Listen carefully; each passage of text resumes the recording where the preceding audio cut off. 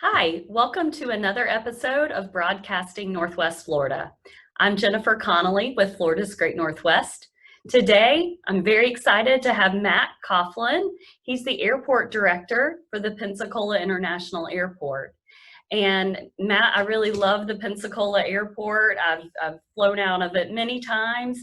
It's an easy airport to navigate, and yet you still offer a lot of options for direct flight opportunities. So I'd love for you to tell our audience today a little bit about the airport and what you've got going on. Well, thank you. First of all, thanks for this opportunity. It's great to be with you. And I'm the luckiest guy in the world, and I say that just because Pensacola is a gem. I love the airport here. I remember a number of years ago coming through here as a young Navy guy, and I always thought the world of not only the airport but the location here. And so it's really a blessing to be back here. The airport itself is, like I said, it's a gem. We're what they call a small hub international airport. When it comes to airports in the United States, there's about 400 commercial air service airports. And they base their size off the number of people that come through the front door, the enplanements. Currently, we're ranked about 94th out of those 400 in the country. So we do have a lot of traffic here. Like a lot of airports, we're doing very well. The economy was booming prior to this COVID. We were meeting the demand, although we were getting stretched a little thin. One of our biggest constraints was for our customers coming through the front door was just parking. And we were able to mitigate that, and we'll continue to do that in the future. But then, bam, COVID came around. And, we're all seeing the effects of that out in society and in the local area. But I'm pretty happy to say here in Pensacola, we're weathering the storm pretty good. And what I mean by that is, if you look at the commercial air service sector out there in the economy, overall, nationally speaking, it's down about 65 to 70%. And that's from a year ago. At the worst case, or worst time, and I should say was back in April, we, like many airports across this country, were down about 92% of traffic. And you can imagine what that does to a business. It's devastating. We've slowly climbed back.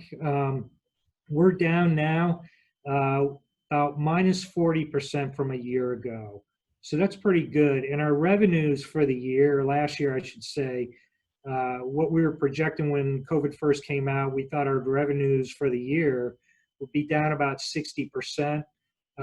We actually made, we were 75% of our projected revenue last year.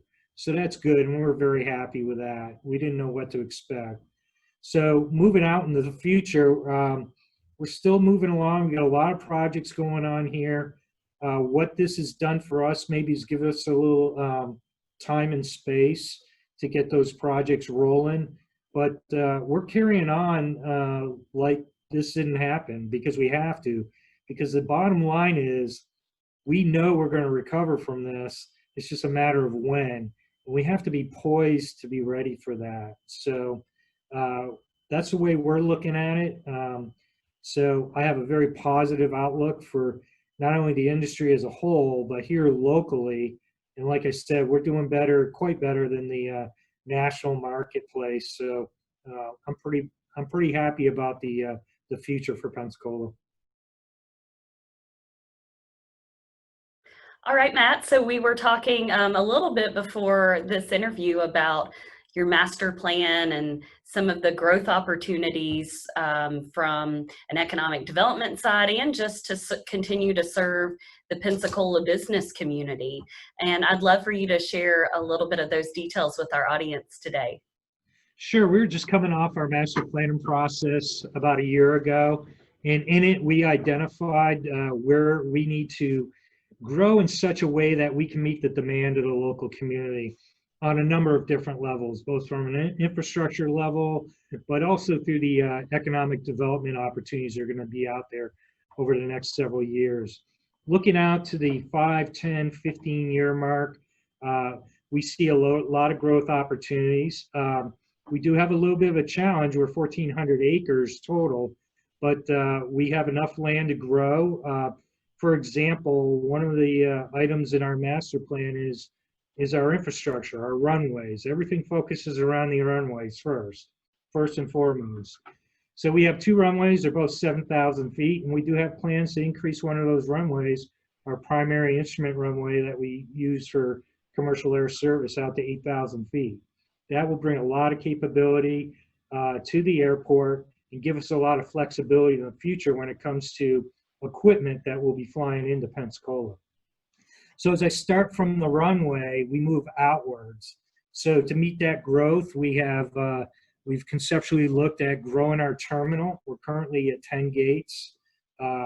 We have looked at growing that to as many as 25 gates. We do have the room to expand the terminal both in a northerly direction and in a westerly direction. With that comes all the parts that feed into that. So it's a very coordinated effort to look out in the future, because all these pieces kind of have to be timed and matched together. And for instance, we kind of break it up between the air side, like I said about the runways, but we also have land side. And on the land side of the house, we got to ensure those facilities, i.e. outside the terminal, the parking, and all those items have to meet that potential demand in the future. We have plans for a parking garage, increased parking. That was our number one, probably if we had any constraints around here, that was probably our number one constraint just prior to going into this COVID, was the parking situation. So there are plans out there. We're going to move out with those. Some of the other smaller ones that we got going on as I speak right now, we got a couple big projects going on. We're increasing our airside ramp so we can park more commercial air service aircraft. And what I'm doing is we have a project in place right now where we're moving all our transient helicopter operations to the other side of the airfield, just so we can expand that ramp for more air carrier aircraft. So that's one of the projects ongoing right now. The other project from a capacity standpoint is to increase our international footprint. We are currently building a Customs and Border Patrol facility. It's on the general aviation side of the house.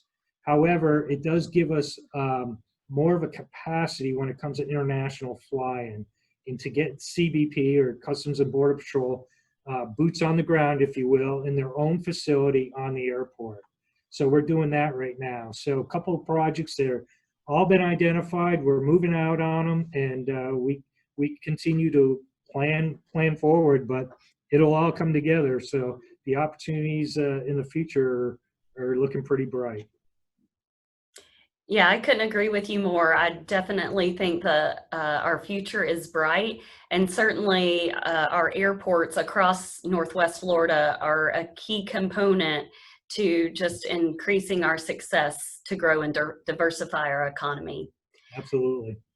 So thank you so much, Matt, for joining me today. And thanks to all of you who've joined in for another episode of Broadcasting Northwest Florida.